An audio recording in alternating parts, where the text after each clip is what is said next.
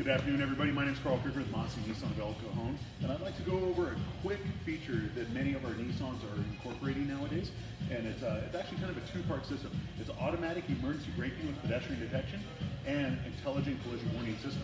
The intelligent collision warning is actually using this radar system that's in here to read the vehicle in front of you and the one in front of that. If either one of those vehicles were start to slow down or stop suddenly, you'll get an audible and a visual warning saying, hey, possible collision.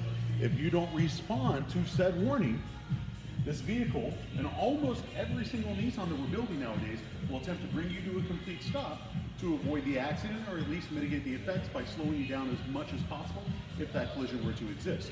And then we also have a camera right up here.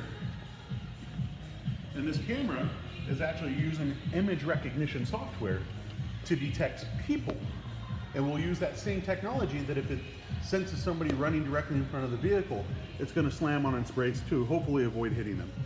Or again, worst case scenario, if you do hit them, it's at a much lower speed, so hopefully the effects are as mitigated as possible. Thank you very much. Tune in to the rest of our channels.